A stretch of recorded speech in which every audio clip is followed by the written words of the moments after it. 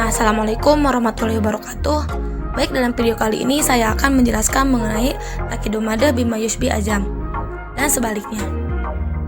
Takidomada bima yushbi ajam ini adalah menguatkan pujian dengan sesuatu yang menyerupi celaan. Artinya, setelah ungkapan pertama yang berisi pujian, kemudian ungkapan berikutnya seakan-akan mau mencela, tapi malah memuji, sebagai penguatan pernyataan pertama. Nah, hal ini terbagi menjadi dua bagian. Yang pertama itu mengecualikan sifat pujian dari sifat jelek yang dinafikan. Contoh seperti perkataan penyair yang berbunyi, tidak ada cacat padanya, hanya saja mata tidak akan melihat orang yang serupa dia. Nah, yang kedua itu menetapkan sifat pujian bagi sesuatu lalu diikuti dengan pengecualian yang mengandung pujian lagi.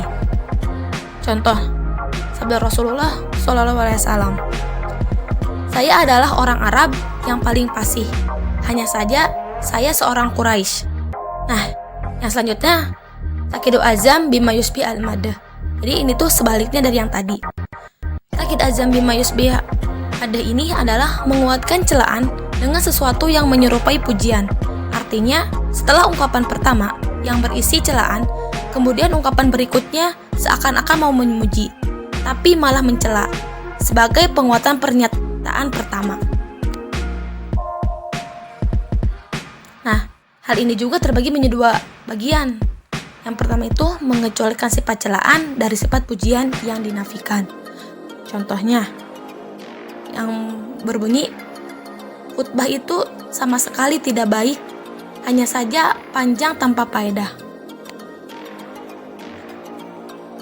Nah, yang kedua itu menetapkan sifat celaan bagi sesuatu, lalu diikuti dengan pengecualian yang mengandung celaan lagi. Contohnya, huwa thalib jahilun ila annahu kaslan. Yang artinya itu, dia adalah seorang mahasiswa yang bodoh, hanya saja dia malas. Nah, perlu ditegaskan bahwa ungkapan di atas baik untuk memperkuat pujian ataupun untuk memperkuat celaan. Kesannya untuk mengecoh. Dalam tanda petik adalah pikiran pendengar atau orang yang dari bicara. Kata untuk mengecoh itu adalah kata hanya saja, atau dalam bahasa informalnya kata sayangnya, yang diungkapkan antara ungkapan yang pertama dan yang kedua.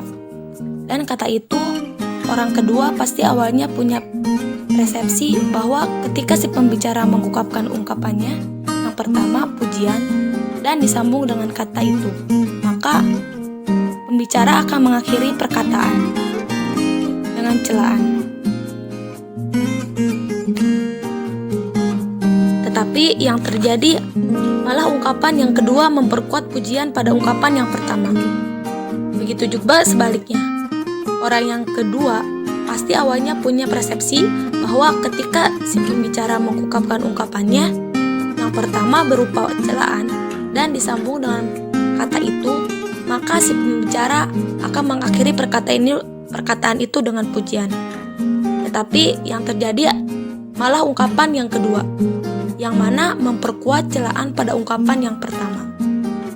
Sekian yang bisa sampaikan, semoga bermanfaat. Wassalamualaikum warahmatullahi wabarakatuh.